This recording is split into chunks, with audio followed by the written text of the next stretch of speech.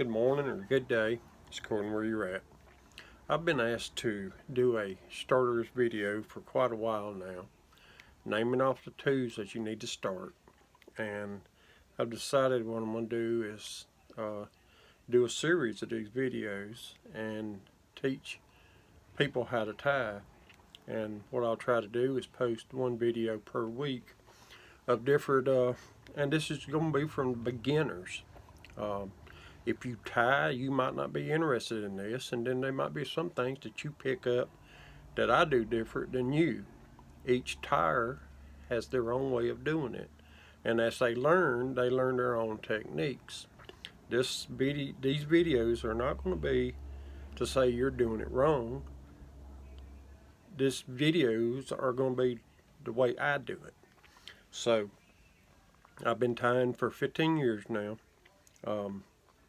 I don't know how many thousands of jigs and flies I've tied, but there's a lot of them. And what I'm going to do, I'm going to take you through your tools on this video. So the major thing is the tying vise. There's many a tying vise out there, and you can buy a kit. And these kits, you can normally buy them in the you can buy them offline, or you can buy them in the sporting stores. And they'll have your vise, and they'll have a pair of pliers, your hackle pliers, your scissors. It'll have the something like a needle, because you'll use that a lot of times when you're separating stuff. There's a name for that, and I can't think of it right offhand. And your threader, and it's going to have your thread bobbin, and that's a bobbin right there. Well, let's start off with the vices. You're going to need a vise. And these kits, they come with a vise that's just a standard vise. It's not movable, it's not rotatable. I've tied on some of them, but I prefer a rotating vise. This vise here is a vise that I bought. This was my very first vise, and I still use it. I use it when I travel. I'm just comfortable with the vise and like it, and it's a rotating vise. And when I say rotating, it's your center point here, and you can rotate it to where you can see all the way around on your fly or your jig, and you can tighten it down to stop it at any point, where a standard vise is just straight on. It's just straight up. And there's many thousands of men and women that have tied on them vices, and nothing wrong with them. So I'm not knocking them whatsoever. But I give like $45 for this vise, and like I say, this vise is 15, 16 years old. So this has a jaw on it that a lot of your high price vices have, and it's a tightening wheel. You put your jig in between this point here, and this one you tighten down, and then you finish tightening down on this jig. This handle. And like I said, it rotates back and forth. Now I'm going to do a little turning my camera so I can kind of show you my setup and kind of explain what I've got going here. Now this is the vise I tie on now. It's a Dana King.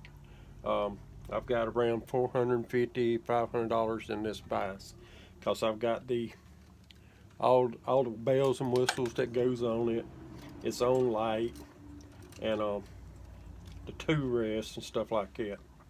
But I have it set up with a light over the top. You're gonna need a light so you can see your flies or jig, whatever you're using. And then of course you're gonna need your space to work with for whatever fly, jigs, whatever you're going to plan on tying at a time. All right, now the tools, vise, we covered it. Scissors. You need you a nice pair of scissors, one with a good point to where you can really get in and cut close to your fly or your jig. Now I have multiple scissors. This one I use on feathers. It's a lot more sharper. It's I'm thinking Dr. Slick. These are an anvil type. the maker of it is Amble. And I use this plier for cutting deer tails, squirrel tails, anything with the hair on it. And then I have another set with a, a tight point. And I'll switch between the two because once these get dull, I'll switch to this one, and then I'll sharpen them both up and have them rotate again. You're going to need thread bobbin, and that holds your thread like this. And with this, you're going to need a threader. Now, a lot of people, once you've tied a while, comes up with different ways to get your thread up through your shank here. A lot of people start it off and then suck on it, and the thread will come out the top, and you can have it. I ain't real good at that, so I don't do it like that. So what I use is a threader, and you just run it down through the center shank down, and then you put your thread on. You stick your thread in this, and then pull it back up, and there you have your thread. So you definitely need one of them. You can do all your tying with just one of these. I like to have multiples, 2 or 3, but I have probably 30 that's here ready loaded with the thread color, because I use a lot of different thread colors. The hackle pliers, you're going to need them at a time, and you'll see as we go on what they're used for, because I'm not getting into that on this video. That's a type. I really like this type. It's kind of a wire type, and you separate it, and that's what you grab your feathers with, or whatever you need to turn around. And then of course there's a spring set, and this will probably come with a tying kit if you buy it. Tying kits you can get for around $30, and you can start on that and then decide what you want to use.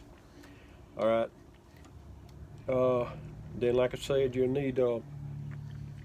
need these with the point on it, and I don't know why I cannot think of the name of them, but you're gonna need one. And I ain't sure if these come with the kit or not, but they are real reasonable at any of the sporting stores that sells tying stuff, like Sportsman Warehouse, Bass Pro, Cabela's. You can get you one of them. That and a whip finisher. Now I can whip it by hands or use this whip finisher. I've started with this one, and it's done a many of jigs and plies, and we'll get into what all these tools are used for, but you'll need one of them and some kind of a head cement. Let's get into the materials that you want to need for you to start. This is Sally Henson hardest nails. We've been using that for years and years and years to finish off the head of the flies.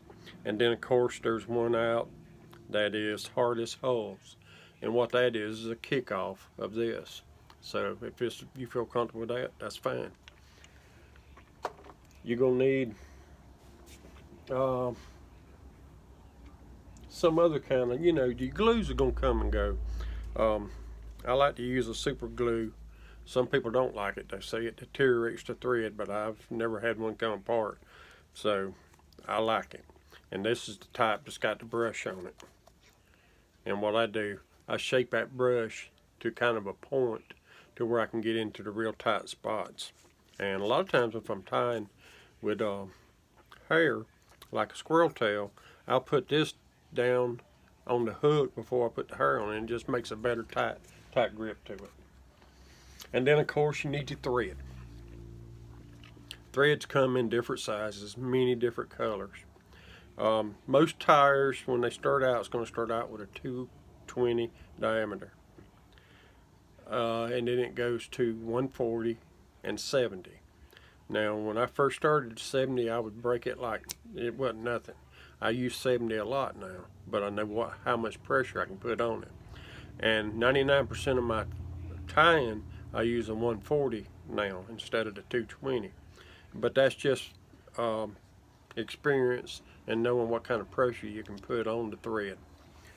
And then of course you're going to need your tying materials, your hackles, like I said, the squirrel tails, marabou, and I'm going to get into that on the second video.